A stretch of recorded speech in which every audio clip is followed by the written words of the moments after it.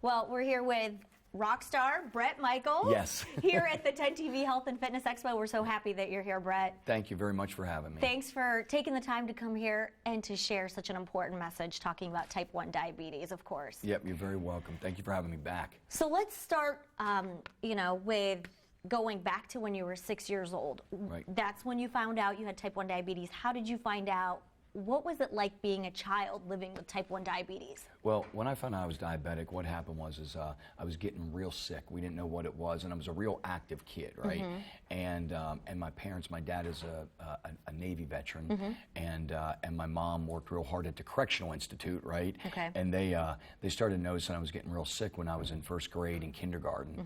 And what happened was back then, not having a lot of knowledge with being diabetic and diabetes, they had no clue what was wrong. And what they would do is I would be so dehydrated that what happens when you're diabetic, truthfully, your blood sugar, my blood sugar level was over 1,000. It was ridiculously high, like going into ketoacidosis high. Wow. And they knew at that point I was in trouble. They took me over to Harrisburg Hospital emergency room, and they diagnosed it as diabetes right away.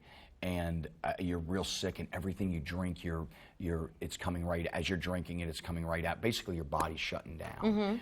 And as strange as this is, what I'm about to say, being a kid, being the only diabetic in my school, right, and pretty much in my area, it was pretty tough. But I was fortunate because my parents were absolutely great about it.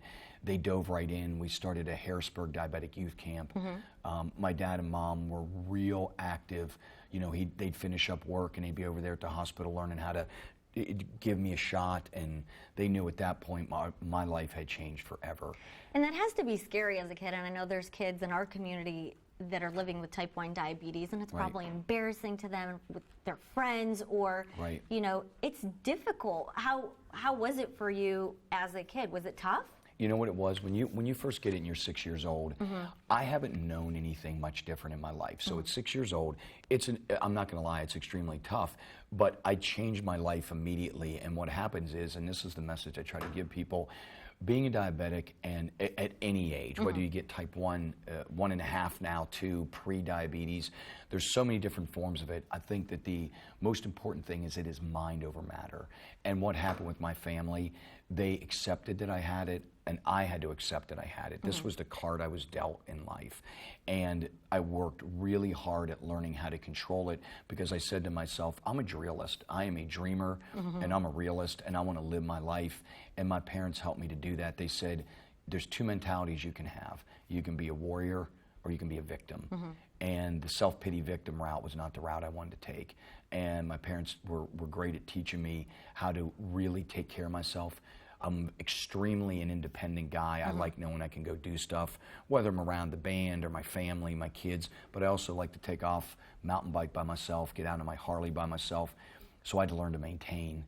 And that's what I'm here to teach kids, is inspire them, inspire parents, everybody, because it's not just devastating to become the person that gets diabetes, right? It's devastating, almost more devastating to the family, because now they're like, oh my God, what do we do? It's my child. If he goes to school, what if he has a low sugar? What if this happens? It's a very complicated disease, but you just got to face it head on. What would your advice be? I mean, is it going to the doctor more frequently, looking up online, figuring out how to change your diet, exercise? There's a lot to it. There is a huge amount. In the day and age we live in now with being diabetic, right? The epidemic is much bigger now, much bigger, much more widespread, but the knowledge and the technology we have now, you can go on. What I do with my foundation, Life Rocks, I work with a lot of Wounded Warrior Project. I work with Operation Homefront. A lot of our warriors, I work with a lot of different things with cancer, pets, but my main focus is diabetic and diabetes, right? And you can go to camp now, learn how to manage it. What you have to get, I tell this to anyone that is diabetic, get proactive really quick.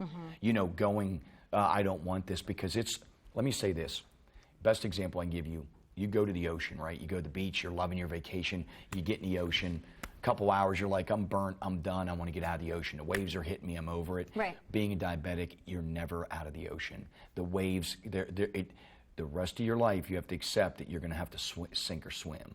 Meaning, that I've learned how to surf the waves and control the blood sugar levels and just accept that it's what I've got, and you can't step out of it. You can't go, well, I don't want this anymore, because it doesn't work like that. Well, it's had to have been really hard for you for being a rock star. I mean, there's so many temptations when you're out on the road. There is a lot of temptation on the road, no doubt. Well, let me say this. I probably chose the worst business you could choose. A diabetic and a rock star together. I would think. It's the worst decision you could make, right? However, I knew it's what I wanted to do. I love being on the road. I have a traveling Jones. I absolutely love traveling, love being out on the road. I was blessed because I love sports. I grew up in a very sport-oriented family. I preach to everybody, if you don't make it in the big leagues, be a weekend or weekday warrior. Go out there, no matter what you love to do, go out there. I kickbox, I mountain bike, I have fun, and I just have to go work double hard at controlling my blood sugar, because being a diabetic is very complicated. Right. There's no one thing. One day you eat something, you take your shot, you check, you got to check your blood. First thing I do, I wake up in the morning, check my blood, take my shot, adjust it, sliding scale, eat something, whatever it is. All of a sudden, the carbs shoot you all over the place. But more than anything, most important, don't let it stress you out. If you have a bad day and you go from a 44 to a 344, it's going to happen. You got to learn to just balance it, don't mentally freak out about it. Okay, and then so are you going behind the stage, doing certain things during your concerts? Absolutely. There's a lot of things I do behind the stage, but diabetes-wise, being diabetic, so a lot of fun happens behind the stage. That's a whole other interview. But that's another interview. But being diabetic behind the stage, there is no doubt when we take those, the drum solo, when I step off stage for the encore and the little breaks, checking my blood sugar instantly and just making sure everything is running smooth and doing great.